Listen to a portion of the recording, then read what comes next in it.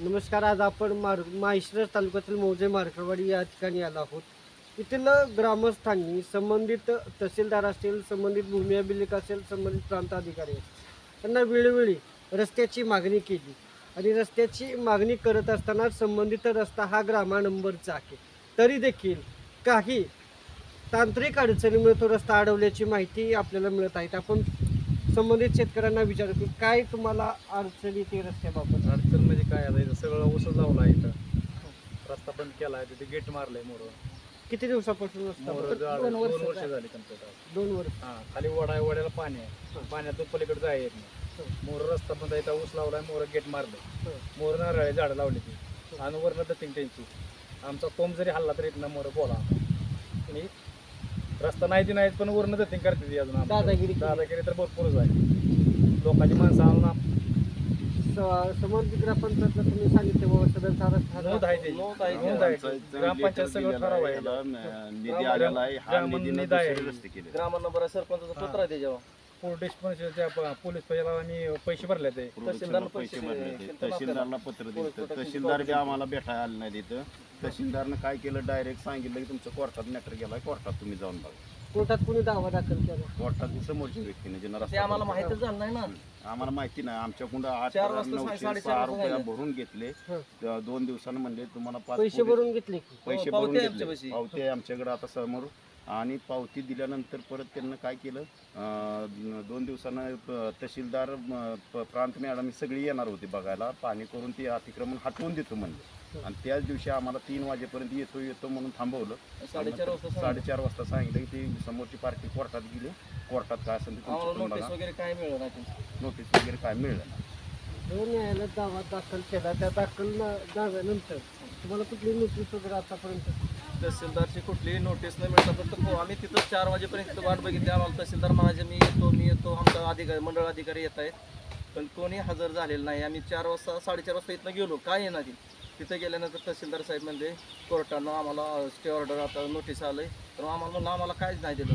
तुम्ही पोलीस प्रोटेक्शनची पावती दिली, आम्ही पैसे भरलं वर आता पोलिस येऊन इथं सज्ज होती. पोलीस प्रोटेक्शन पर्जन साहेबांनी चांगलं सहकार्य करून इथं त्यांची फौज पाठवली होती, परंतु तहसीलदारांनी अजिबात त्याची दखल घेतलेली नाही. फरजाने साहेबांनी भरपूर सहकार्य केलं आपल्याला. आमचं दिलेलं पैसे वाया गेलं आणि हा रस्त्याचा निकाली दावा 2015 मध्ये दिवटे मॅडमनं दिलेला होता.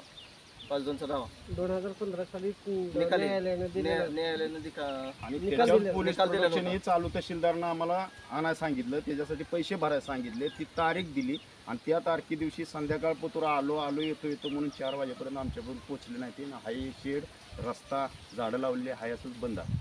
तर आम्ही शेतकऱ्यांनी काय केलं पाहिजे? आता आमचं उदरनिर्वाह सगळा शेतीवर आहे. ट्रॅक्टर जात नाही, गुरं जात नाही, ती गुरं सगळी इकून टाकले. काय राहिलं नाही आमच्याकडे. मग ह्यानं सरकारनं आणि तहसीलदारनं दखल घ्यावी आणि तात्काळ त्याचा निर्णय लावून द्यावा. जो रस्ता आहे त्या रस्त्याच्या संबंधित तहसीलदारांकडे गेल्यानंतर तहसीलदारांकडून काय प्रतिसाद मिळतो? काय प्रश्न नाही. हो बघू येऊ.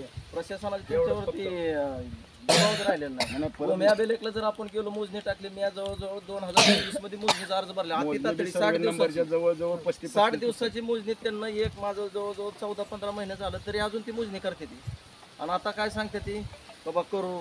मी त्यांना 15 ऑगस्ट दिवशी मी आत्मदहन करण्याने त्यांचं पत्र दिलं होतं.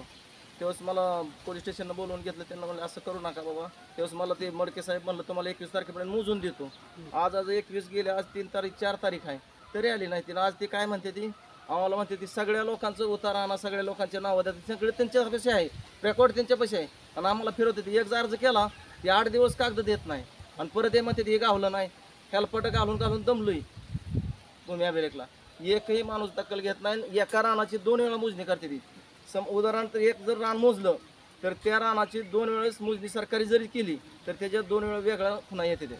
त्यामुळे भूमी अभिलेखचं काम एकदम भंगार चाललेलं आहे. आणि मोजत तर नाही ती 60 दिवसाचा कालावधी कशासाठी देते? अतितातडी कशासाठी असते? आता आपण उभा त्यांना काही कल्पना दिली नाही. अतितातडी नेमकं कशासाठी? फूट घरांच्या पाठीमागे सर्वे नंबर फिरतोय. आणि परत साहेब म्हणते ते सर्वे नंबरचा बांध हलत नाही. त्यांना तर बांध जवळजवळ 40-35 फुटांना हलवला. बरं आमचं म्हणणं आहे 100% हलू द्या, पण सगळ्याची रानं बसते ते का? त्यांना मोजून दिली पाहिजे ते ना.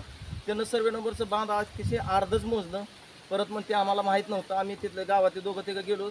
साहेबासमोर साहेब म्हणते आणि हे आमच्याकडून थोडं चुकीचं झालं. ती मोजणार आलेला सुद्धा म्हणते माझ्याकडून मोजणी चुकीची झाली. अगदी त्याचं म्हणलेलं सगळ्या लोकांच्या जनतेसमोर आहे, सरपंचाला माहिती आहे गावातल्या.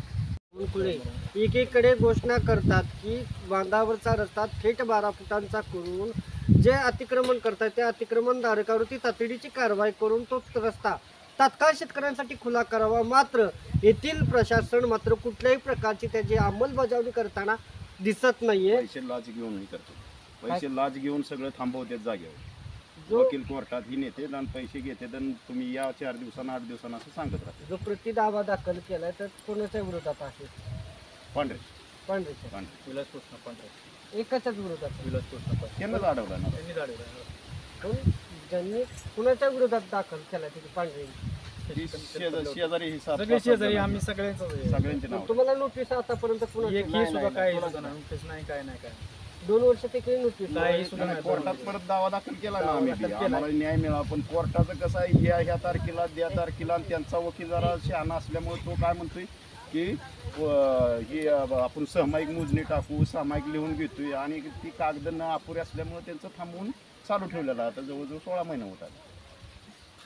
माहेश्वर तालुक्याच्या तहसीलदारांना या ग्रामस्थांकडून शेतकऱ्यांकडून विनंती केली जाते की आपण तात्काळ या घटनास्थळी पाहणी करून तळपाणी करून चौकशी करून संबंधित अतिक्रमण काढून या शेतकऱ्यांसाठी रस्ता खुला करण्यात यावा. अन्यथा ही शेतकरी वर्ग अमरण उपोषण प्रांत कार्यालयासमोर करणार आहे. काही दिवसामध्ये आम्ही आत्महत्याच करणार आहे, तहसीलदारच्या समोर जाऊन आता आत्महत्या मका करणार मोडा आहे. आले ते वैरणी रानात पडली ते. करायचं काय नाही तर त्या मडके साहेबांनी तहसीलदार साहेबांनी एक दिवस इथनं फक्त दुधाची कॅन्डम जिथपर्यंत आम्ही घालतो तिथपर्यंत एक दिवस नाही हवं, मग आम्ही ते म्हणत आहे.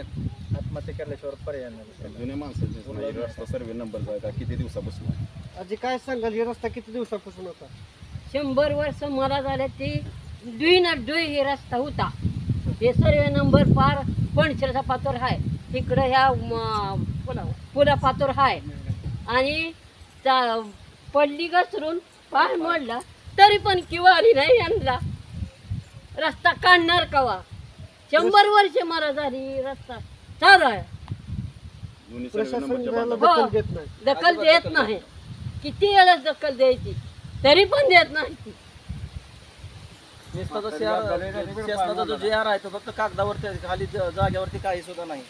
आणि ह्या ग्रामपंचायतचं पत्र आहे मला, ह्या रस्ता 170